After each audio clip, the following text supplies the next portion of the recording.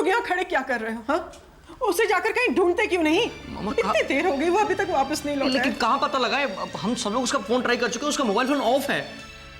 उसने भी तो वापस फोन नहीं किया, पता नहीं क्या बात है। पता नहीं आशुतोष कहाँ चला गया है। मेरी जानकारी के हिसाब से तो उसका कोई परिचित यहाँ नहीं है। वो था भी बड़ी जल्दी में, बताया तक नहीं कि कहाँ जा रहा है, कितनी देर लगेगी। बताया होता ना चाचू तो हमें से कोई उसके साथ चला जाता, लेकिन अरे उसे ढूंढे तो कहाँ ढूंढे हम, हमें ये भी तो नहीं मालूम। मेरी बात समझो साहब, अब तो भाई को कोई फोन आ जाए तो पता चल जाए, हैं? नहीं तो इतने बड़े शहर में एक आदमी को कैसे ढूंढो जाए, है कि ना है कि ना ऐसा?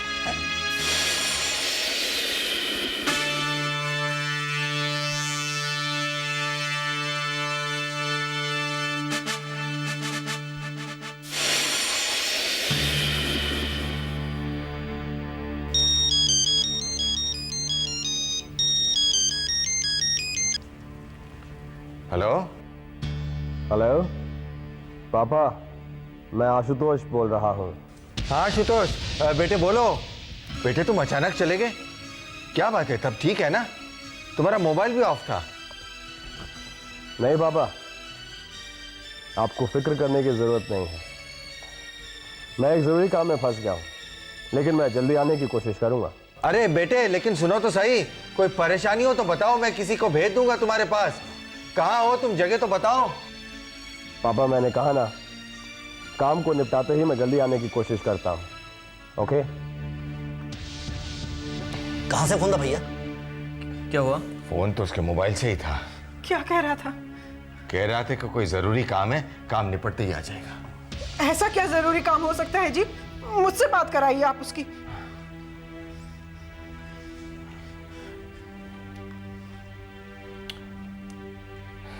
क्या हुआ? आशुतोष ने अपना मोबाइल फिर से ऑफ कर दिया है।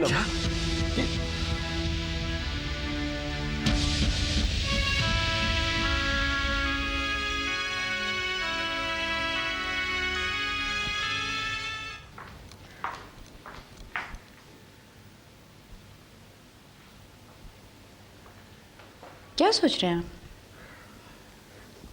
बैठ।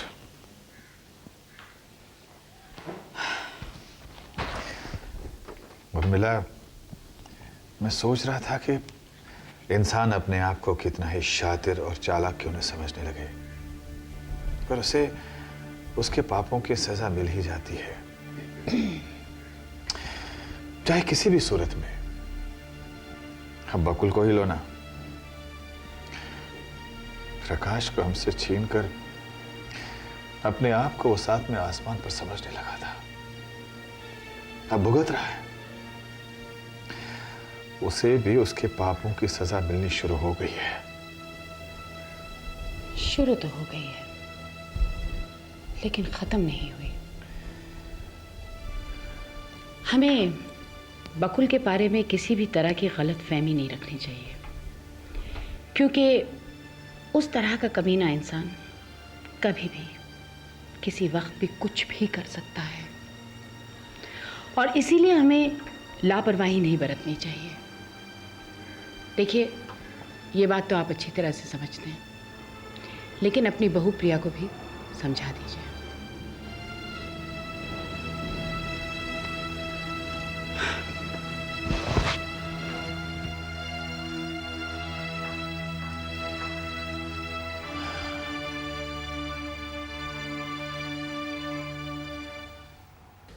डॉक्टर साहब, फिर से नींद का इंजेक्शन? ऐसा कब तक चलेगा? देखिए मिस्टर बकुल, उन्हें ड्रग्स के बहुत हैवी डोज दिए गए हैं। अगर वो सोई नहीं तो ये सारी दवाइयाँ बेकार हो जाएंगी। आई अंडरस्टैंड डॉक्टर, पर सुजाता की ये हालत देखकर मेरी नींद और मेरा जीना दोनों हराम हो गया है। धीरज रखिए मिस्टर बकुल, मैं जानता हूँ आप बहुत परेशान हैं, लेकिन इस वक्त वो आपकी पत्नी से ज़्यादा आपकी पेशेंट है। टेक केयर, मैं कल फिर आऊँगा। ओके?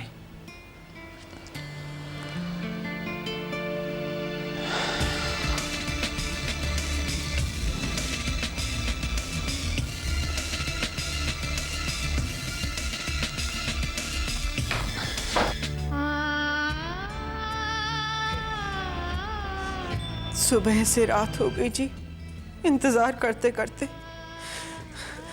आशुतोष अभी तक नहीं आया, पता नहीं कहाँ गया है। चुप हो जाओ निधि, आशुतोष आता ही होगा बस वो। अरे और क्या पगली, ऐसे कोई रोता है क्या? देखो अभी उसका फोन आया ना, और वो किसी भी पल आता होगा। चुप हो जाओ, हाँ? रोते नहीं है। किसी काम में फंस गया होगा ना निधि वो। हाँ और क्या, चिंता मत करो, आ जाएगा वो। तो फोन पे बात हुई थी ना। चुप चुप चुप। लल्ली बताओ साहब जी, तो हद है, अभी तक तो आए हो ना जी आशुतोष है। उठाई गाड़ी, लपक लियो कहीं भी, और अंदर सारे बेचारे टेंशन में भरी बैठे हैं जी। गयो कहाँ हो वो हैं? तो को कुछ आइडिया है का कहाँ गयो होगा जी, कौन से चक्कर में है? मामा जी वो गया है ना, जाने दीजिए ना, उसकी टेंशन के लिए सब लोग बैठे हुए घर में, हम क्यों टेंशन लें? ना मैं टेंशन ना ले रहा हूँ, लेकिन फिर भी लल्ली अपने को भी तो सावधान रहना चाहिए, सोचना चाहिए भाई ये गयो है तो गयो कहाँ है, कहीं ना कहीं तो गया है, कोई तो राग पट्टी चला रहा है।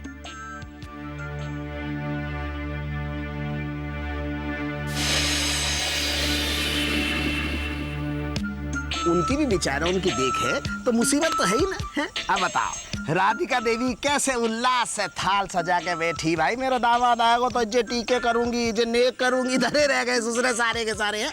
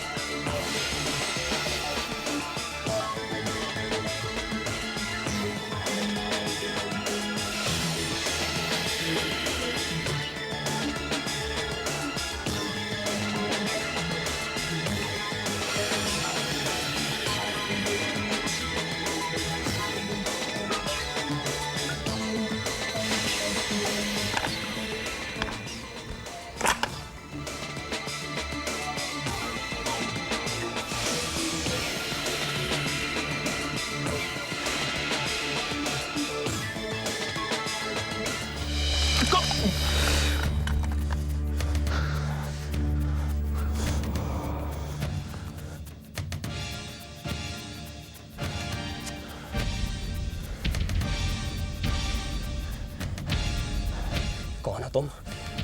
मैं नहीं जानता, लेकिन तुम्हें गोली चलाने का बहुत शौक है ना। अब अगर मैं तुम पे गोली चलाता हूं तो अभी मैं मरने वाला नहीं हूं, तब भी मैं मरने वाला नहीं हूं। जब तक मैं प्रांजल को मार नहीं देता मैं मरने वाला नहीं हूं, समझे? प्रांजल, तुम प्रांजल को क्यों मारना चाहते हो? तुम्हें उससे मतलब? मुझे मतलब है कि नहीं? तुम बताओ कि तुम प्रांजल क्यों मारना चाहते हो? क्या बताऊं मैं तुम्हें? ये प्रांजल सुमानी खुद जैसी है वो तो है ही, लेकिन उसकी मां उर्मिला, उसने मेरा जीना हराम कर दिया है। मेरी बीवी को उसने ड्रग एडिक्ट बना दिया है, मेरा मकान छीन लेना चाहती है वो जानती है मेरी पत्नी मेरी सबसे बड़ी कमजोरी है, और ये प्रांजल ये उर्मिला की सबसे बड़ी कमजोरी है, और मैं इस कमजोरी को हमेशा हमेशा के लिए खत्म कर देना चाहता हूं। लेकिन बीच में तुम आ गए। कौन हो तुम? यहां पहले कभी नहीं देखा।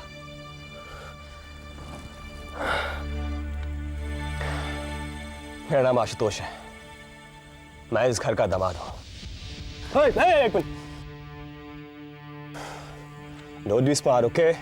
गोली है इसमें। ओ, तुम भी इस खानदान के हिस्से हो, जैसे प्रांजल, जैसे अमित, जैसे सुमन। देख क्या रहे हो? चलाओ गोली या फिर पुलिस के हवाले कर दो। चलाओ गोली। एक बात बता देता हूं, अगर मैं यहां से छूट गया तो इस खानदान को खत्म कर दूंगा। चलाओ गोली।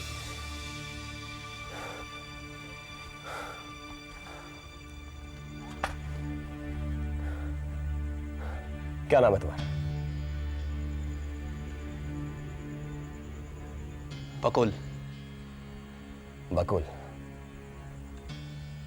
Nice name. देखो बकुल, मैं तुम पे गोली नहीं चला रहा, मैं तो बस अपनी दोस्ती का हाथ तुम्हारी तरफ बढ़ा रहा हूं। क्या तुम मुझसे दोस्ती करोगे?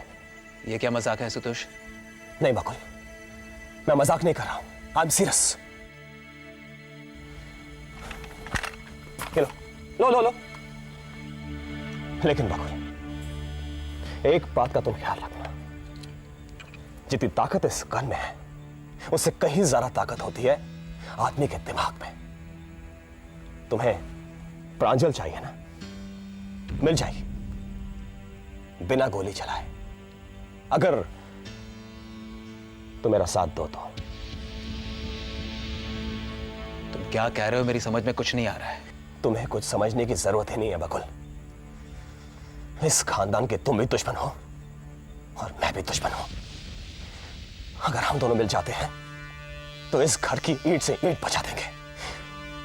लेकिन बकुल, तुम्हें सबसे पहले शक के दायरे से बाहर निकलकर मुझ पर विश्वास करना होगा। तुम पर विश्वास? तुम पर विश्वास मैं क्यों करूं? बकुल, मुझ पर विश्वास करने के लिए तुम्हारे पास कई कारण हैं। पहला कारण तो यह है, अगर मैं चाहता तो तुम्हें गोली से मार सकता था, जो मैंने नहीं किया। दूसरा कारण यह है कि मैं तुम्हें पुलिस के हवाले कर सकता था, जो मैंने नहीं किया।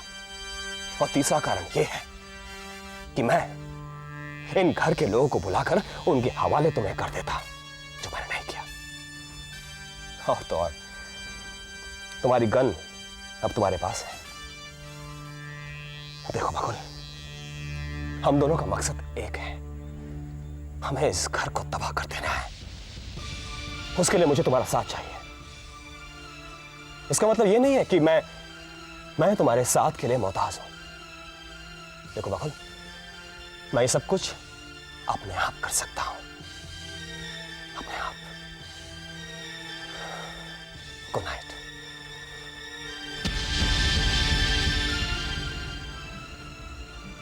मेरा मन भी यही कहता है कि मैं तुम पर विश्वास करूं।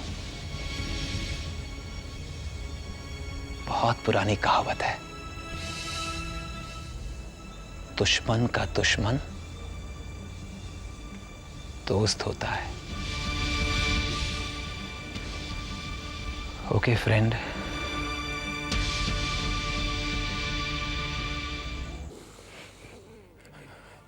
चुप हो जाओ।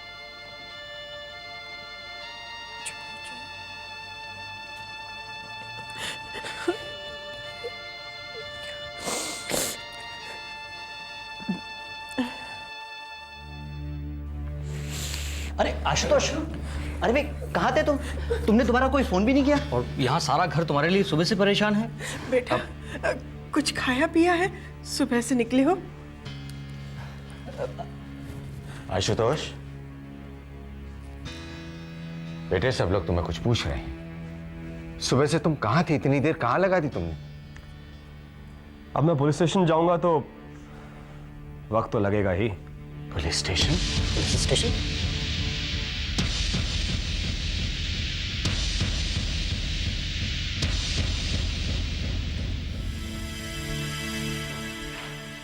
बेटे, तुम पुलिस स्टेशन गए थे? कोई प्रॉब्लम थी क्या? हमें बताया होता, हम तुम्हारी कोई हेल्प कर देते। नहीं, ऐसी प्रॉब्लम नहीं थी कि मुझे आप सबकी जरूरत पड़ती। कुछ पर्सनल प्रॉब्लम थी, इसलिए मैं अकेला चला गया। किस बात के लिए बेटे? अपनी बहन नेहा की मर्डर की रिपोर्ट लिखाने के लिए। मर्डर?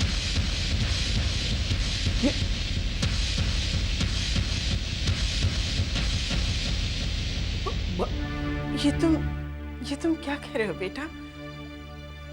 नेहा का मर्डर नहीं हुआ था, एक्सीडेंट हुआ था। और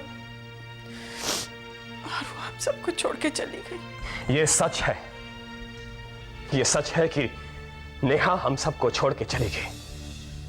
अब वो कभी वापस नहीं आएगी, यह भी सच है। लेकिन यह सच है कि नहीं कि मेरी बहन का एक्सीडेंट हुआ था या कि मर्डर, और यह तय होता है पुलिस इंक्वायरी के बाद, जिसकी रिपोर्ट मैं लिखा के आ गया हूं।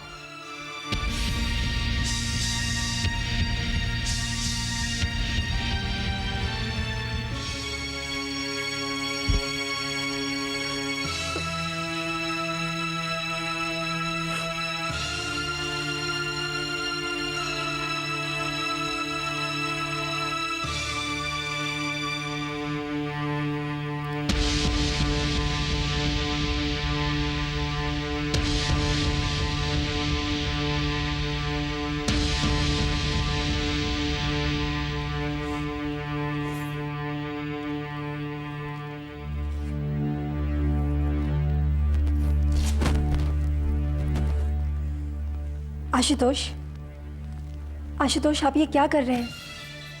क्यों? जो मैंने बाहर कहा है सबसे तुमने सुना नहीं? देखिए, आप जो कुछ भी कर रहे हैं वो गलत है। आप सोचिए ना। देखिए, नेहा का मर्डर नहीं हुआ था। आफ्टर ऑल कोई नेहा का मर्डर क्यों करेगा और किस लिए? मैं इसलिए तो गया था पुलिस स्टेशन ताकि कंप्लेंट लिखा सकूं। ये पता लग जाए कि मेरी बहन का मर्डर किसने किया और क्यों किया है।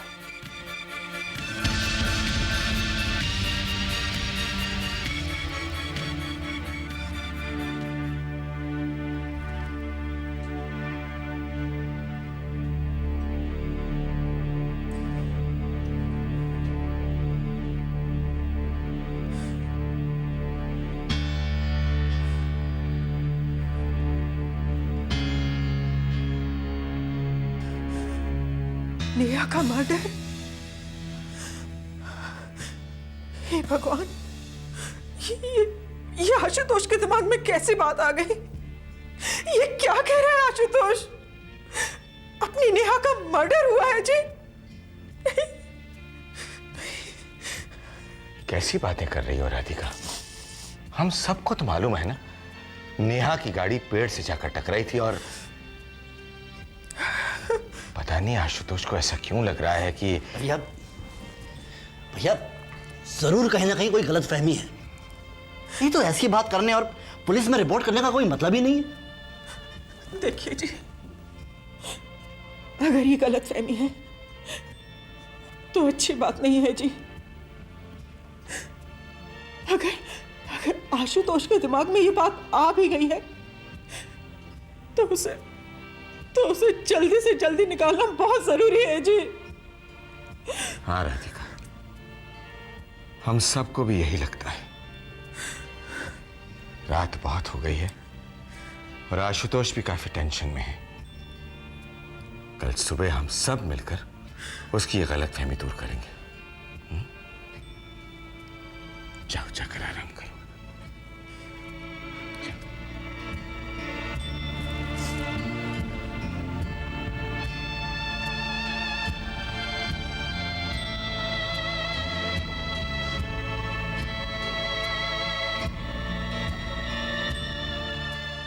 जाओ लक्ष्मी, तुम भी आराम करो।